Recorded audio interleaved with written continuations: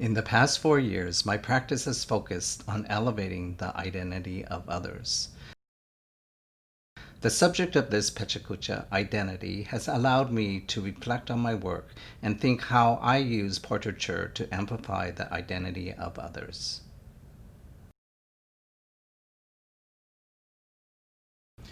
I have explored different techniques of portraiture through creating weavings, projections, giclée prints, short films, immersive environments, and sculptural pieces.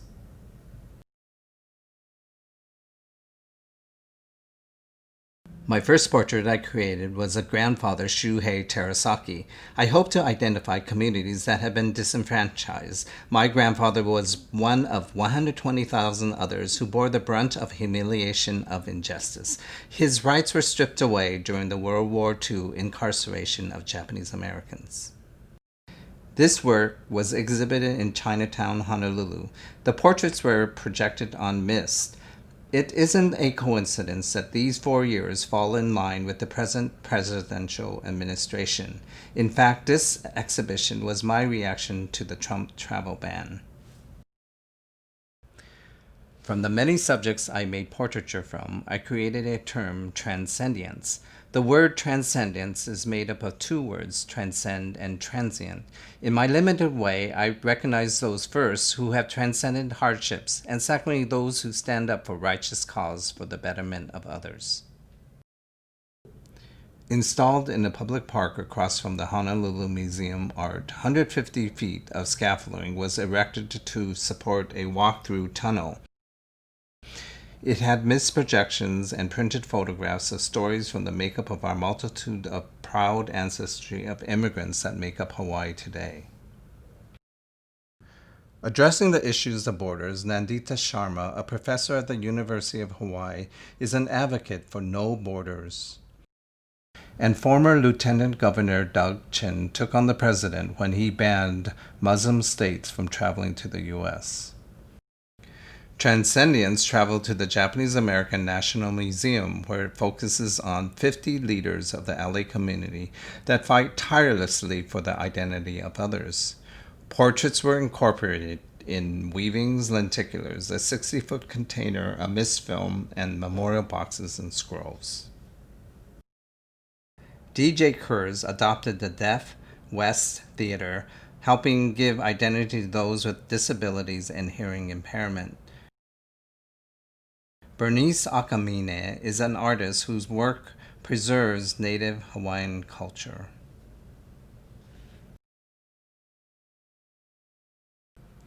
Father Greg Boyle is the priest and founder of Homeboy Industries. He helps former gang members find ways to re-identify who they are and break down the stigma of their past. Walt Misaka was an American professional basketball player who was of Japanese descent. He broke the color barrier into professional basketball by being the first non-white player and the first player of Asian descent to play in the NBA. Patrice Cullors is the co-founder of Black Lives Matters and leads courageously on the fight for equality and social justice. Zachary Drucker is an artist, producer, and trans woman who breaks down the way we think about gender and sexuality. As a continuation of the transcendent theme, 100 Days of COVID was born out of the global pandemic. For 100 days, I made a weaving every day to highlight positive and critical stories that I felt a need to emphasize. When George Floyd died at the hands of the police, healthcare workers took a moment of silence for 8 minutes and 46 seconds. In another weaving, President Obama gave an inspiring national virtual address to the 2020 graduates. Yuri Kochiyama symbolizes the bridge between the Asian and Black community. Kochiyama was an activist who spoke up for all races.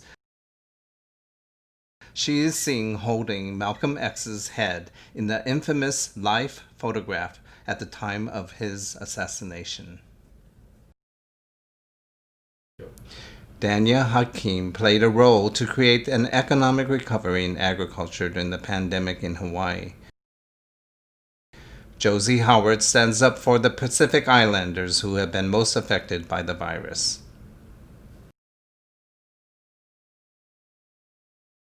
And of course, our unsung heroes of this pandemic, Brian Chan, a staff member of Whole Foods, and George Good, a registered nurse who spoke about his overwhelming experience in the ER back in April at the height of the virus.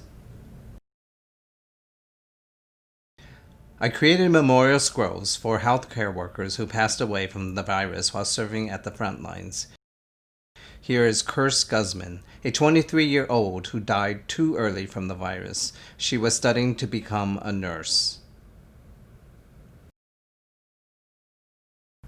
I was able to collaborate with Kaiser Health News and The Guardian, who profiled these medical workers and contacted families for their stories. Here is Corina Thin, a social worker and a Navajo who passed away. My goal is to create art that encourages viewers to identify themselves with these portraits. I hope to inspire others. Although we often witness tragedies of great magnitude, it is the heroic compassion of these transcendents that keep our spirits uplifted.